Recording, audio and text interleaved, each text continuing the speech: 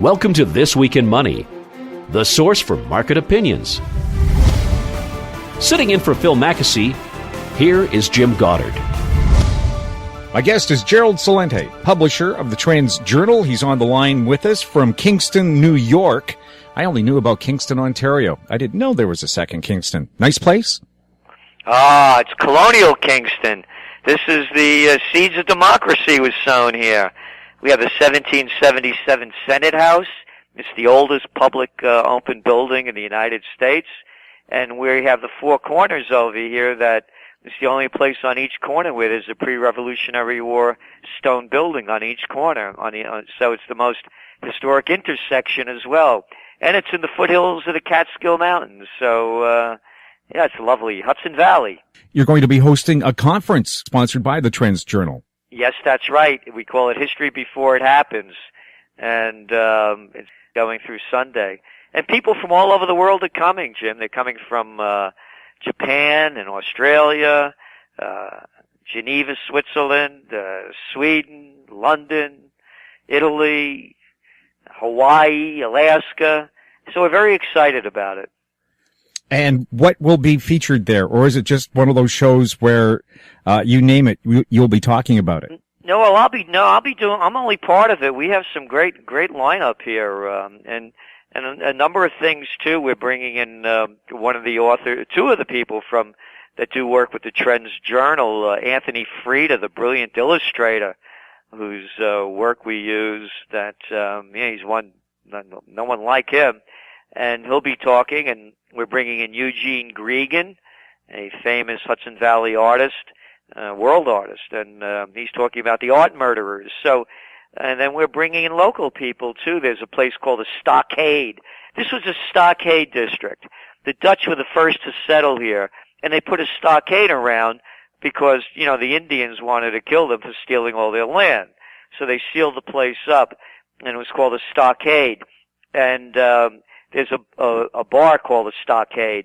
As a matter of fact, it just won one of the best 20 bars in the United States, and it was conceived by a couple that are both artists. But what makes this place so different is not only it's a great place, but they use the highest quality ingredients in everything that they make, and they go back to the late 1800s in mixing drinks.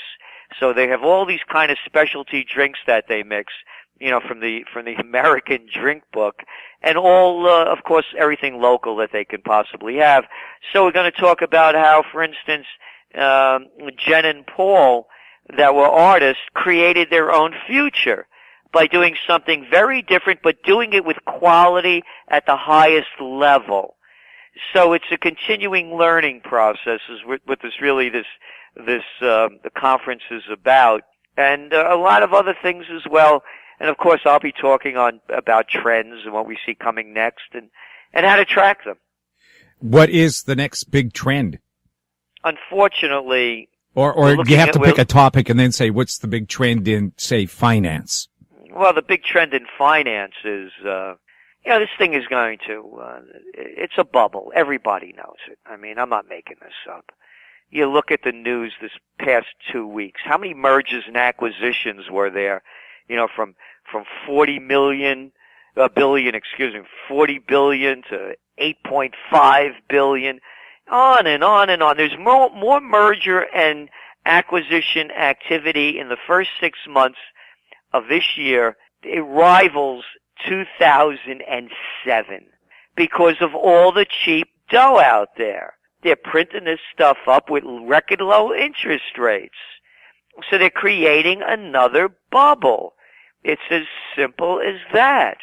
And when you look at, for example, you're looking at median household income, it's below 1999 levels.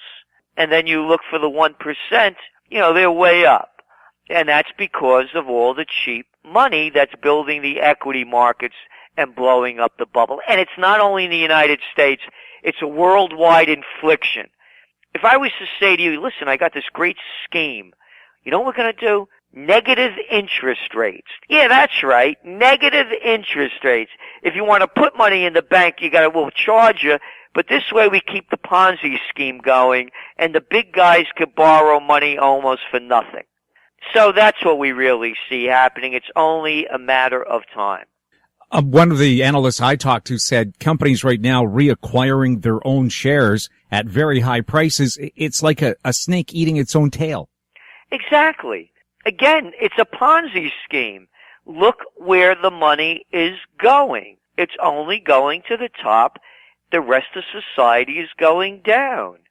They still don't call what's going on in Greece a depression, or what's going on in Spain.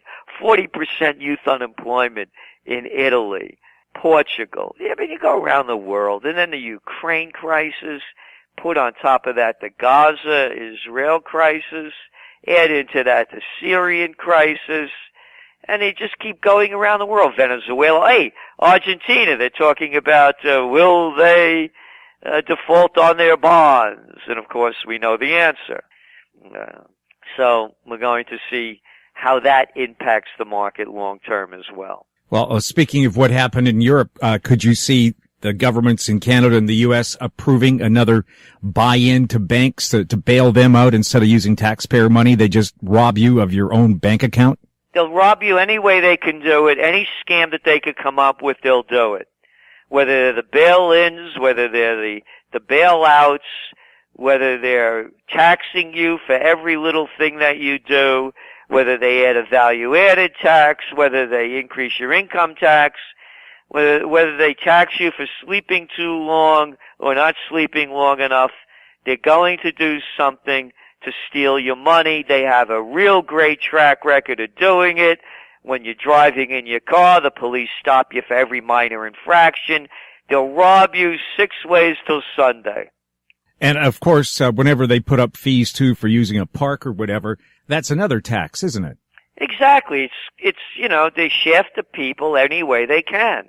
And that's what they're going to keep doing. Because that's the only people the politicians represent are the multinationals and the people that feed them money to run their campaigns and to keep them into power. They could care less about us. I mean, people better grow up about this myth called democracy. It doesn't exist in North America. What do you have? You have 2 parties to choose from, basically. How about calling them the Bloods and the Crips? I'm serious. They're murderers and they're thieves. They start wars and kill people and innocent people in foreign countries, and they steal your money in the names of too big to fail and every other way. They're murderers and thieves. Why can't people call a spade, a crook, and a thief, and call them politicians? In Canada, a lot of people are upset that the Canadian Armed Forces, who used to be known as the world's best peacekeepers because they won't back down from anyone, all of a sudden now we've become aggressors by taking part in the war in Afghanistan. And now the Canadian flag doesn't stand for, hi, we're here to make sure you guys don't kill each other anymore. It's disappointing for us. It should be. And this is all part of multinationalization and globalization. It's as simple as that. There's no myth of a one world government that's happening. The one world government's maybe 4, major governments in controlling different parts of the planet. So whether you have, the Russia-China cooperation or NATO, U.S. and Canada, and then Southeast Asia, whatever it might be, or the BRICS, whatever it is, it's a conglomeration of countries. And they take their people to war for any reason that they can make up. And what they do, it's the same story over and over. They set the narrative, and they form the conversation. So, for example, when that Malaysian airline was shot down over Russia, or did it blow up in the sky? So here's my take. When I first heard it, Jim, Malaysian airplane, crashed over the Ukraine. Man, I said, another Malaysian airliner. What's going on with this company? CNN had that story about they can't find a plane as a headline story for 7 weeks. We documented it. We put it in the TrendsJournal. I said, what's going on with that airline? But that's not what you heard. The first word you heard was, Russian separatists shot the airliner out of the sky with the help of the Russian government. within minutes. Within minutes. You know, I remember when this Flight 800 blew up leaving Kennedy Airport here in New York. People said they saw missiles going at it. Right away, the government officials came out. Let's not rush to judgment. We're going to put together a committee, and we're going to look into this. We're bringing in the greatest experts to piece this together. And it went on for months and months and months. But no, instantly, they told you they set the narrative.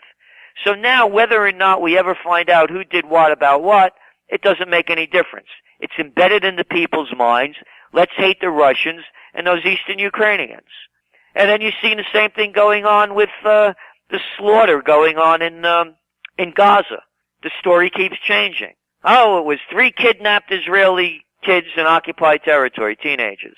And Netanyahu came out and said, Hamas did it, and they're gonna pay for it. Huh. And then we just heard from an Israeli police chief over there saying that, no, it wasn't Hamas, it was a lone cell. Hamas had nothing to do with it. Well, that doesn't make any difference. Bombs away. Oh, and then there's the tunnels.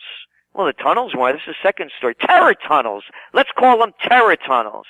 Listen, it's an occupied area. It's 7 miles wide by 25 miles long. And there's 1.8 million people jammed into it.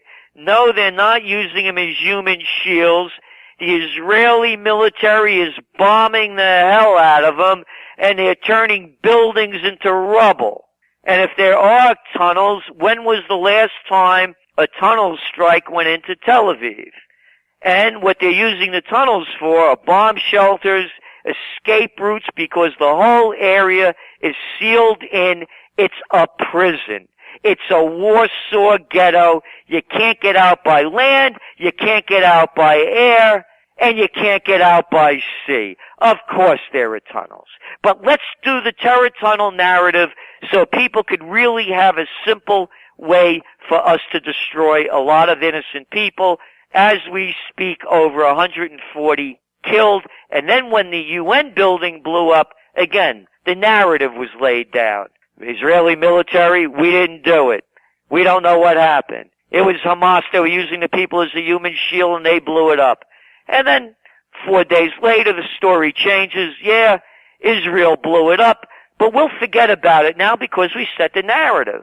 And they do that with every issue, whether it's whoever your enemy is, by the way, they're militants. That's the other thing. Well, everybody in Palestine that fights back is a Palestinian militant. Well, as the old saying goes, one person's freedom fighter is another person's terrorist. Yeah. And by the way, Israel is in violation of the Geneva Conventions. They're in violation of UN resolutions. No, according to the Geneva Conventions, no occupying nation is supposed to go in and put its people in there and steal their land. And I'm tired of hearing that God was a real estate agent and the Bible was a land deed. If you want to keep stealing land, call it what it is, but I'm tired of the word settlements too. These are real estate developments, and the people are fighting back. And you go back to our TrendsJournal, the winter edition 2013, it was written in 2012, we said exactly what would happen. That the Palestinians would they would keep eliminating them, and you look at the maps between 1948 and now and see how much their land mass has shrunk. And before you know it, once upon a time there was a tribe called Palestinians. But they have no land left anymore. Just like they wiped out Eskimos, Native Americans, and other tribes whose names no longer exist. And that's what's going on now. And I don't want to be called an anti-Semite for speaking about this. I speak about atrocities my country commits or any country. And I also want to make this 100% clear. Netanyahu, Golda Meir, Perez,